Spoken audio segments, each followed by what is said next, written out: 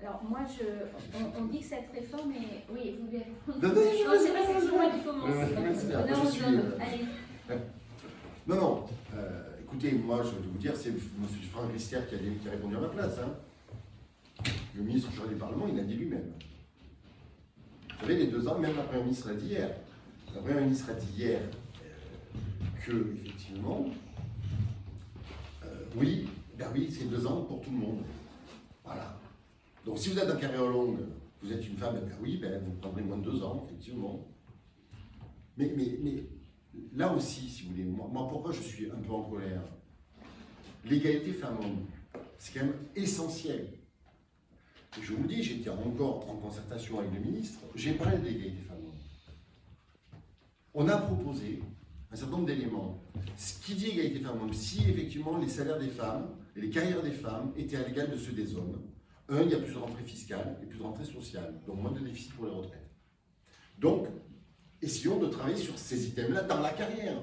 Si les femmes ont en moyenne 40% de moins de pension que les hommes, c'est à cause de leur carrière.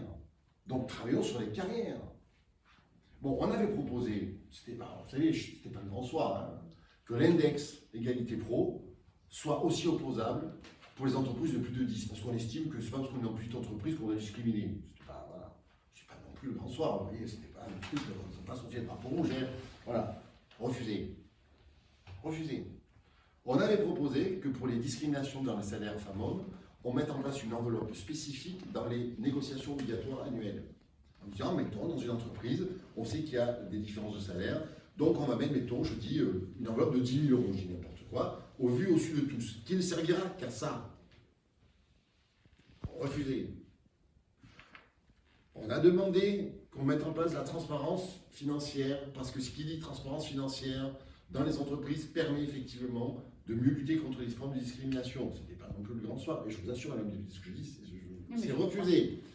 On a parlé après des droits familiaux de retraite. Oui. Il y a des injustices en droits familiaux de retraite. 2 trimestres pour la fonction publique quand vous avez un enfant, 8 pour le privé. Vous dites, mais attendez, un enfant, que je sois salarié de la fonction publique ou finalement du privé, je suis un enfant, quoi. Et pourquoi je n'ai pas la même durée d'assurance? On en a parlé. Refusé. Sur les pensions, vous savez que quand en France vous avez 3 enfants et plus, vous avez 10% de pension supplémentaire. En général, 10% de pension, comme je vous ai dit que les femmes touchaient moins 40% que les hommes, quand vous êtes un pourcentage 10% de 10 000, c'est pas 10% de 1000. Donc on avait dit peut-être qu'il faudrait passer à un forfait par enfant. Parce que c'est pas parce qu'on est cadre qu'on ait une meilleure pension qu'on aura plus d'argent finalement parce qu'on ait 3 enfants. Donc dès le premier enfant, un forfait qui soit indépendant effectivement du montant de pension. Refusé. Et ce qu'on nous dit maintenant, c'est tous ces sujets-là, du moins des droits familiaux de retraite, on renvoie ça au corps pour étude. On a 20 ou 30 rapports à ce sujet. Voilà. Et tout le monde sait ce qu'il faut faire. Et ça n'a pas été pris en compte. Pourquoi? Parce qu'on est dans une réforme totalement budgétaire. Et que donc le reste ne compte pas. Et ça, c'est regrettable. Alors, c'est pas refusé. Enfin, moi, je suis d'accord avec tout ce que vous venez de dire, et on va le faire. Et je voudrais quand même dire, parce que ce débat sur la retraite des femmes m'énerve prodigieusement, car depuis 2017, nous n'avons cessé de travailler sur l'égalité professionnelle homme-femme. Femme-homme, on a fait une loi, c'est nous qui avons fait une loi, c'est nous qui avons mis en place l'index d'égalité pro. J'entends que vous voulez baisser à 10, nous aussi, on va travailler sur le sujet. On travaille quand même depuis très longtemps et il ne faudrait pas dire que cette réforme désavantage les femmes alors que c'est toute leur carrière et tout le fonctionnement de notre société et des inégalités femmes-hommes qui font que nos retraites aujourd'hui sont inférieures à celles des hommes, plus compliquées, ou nous mènent à 67 ans, très majoritairement, parce que nous avons des carrières à trous. Donc, moi je trouve qu'il y a beaucoup d'hypocrisie dans ce débat, de gens qui veulent nous faire croire que nous allons désavantager les femmes, alors que dans cette réforme, il n'y a absolument rien de sexué, il n'y a rien de genré. Nous dépassons l'âge du départ à la retraite pour tout le monde. Et effectivement, ce qui est compliqué pour les femmes, c'est qu'elles sont plus touchées par les carrières hachées. Et c'est pour ça que nous travaillons sur les carrières hachées. Néanmoins, nous avons des propositions, nous avons déposé des amendements au groupe Renaissance sur le sujet des femmes, notamment sur le sujet des trimestres qui sont donnés pour les enfants.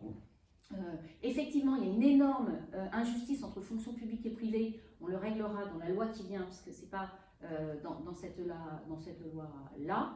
Et en fait, le souci avec les trimestres acquis pour enfants, c'est que désormais, les femmes travaillent plus que par le passé, et que donc elles cotisent plus que par le passé, et que parfois, en fait, ces trimestres ne servent à rien. Et nous travaillons à ce point-là, pour voir comment nous allons déposer, enfin il y a plusieurs amendements à déposer, on va voir ce qui va ressortir de la discussion, et j'espère que nous aurons une discussion au Parlement sur ce point-là, sachant qu'il y a quand même aujourd'hui des remarques, et moi je les entends, d'un certain nombre de personnes qui nous disent attention aujourd'hui, il y a aussi des hommes qui s'occupent de leurs enfants, et effectivement dans les 8 trimestres, dans le privé, vous savez que les 4 premiers trimestres sont pour la maman, et les 4 trimestres suivants peuvent être répartis, personne ne sait, tu fais une remarque, il faut que nous communiquions là-dessus.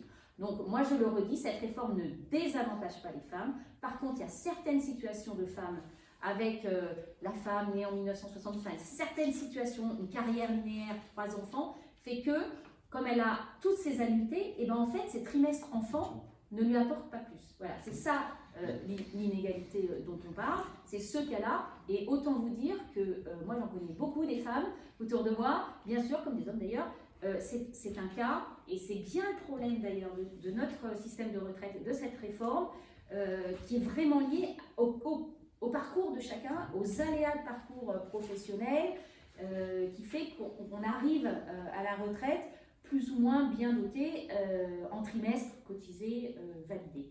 Mais je le redis, moi cette réforme ne désavantage pas les femmes, elle a mis en exergue certains problèmes de trimestres qui du coup sont acquis mais du coup ne vous servent pas et nous y travaillons.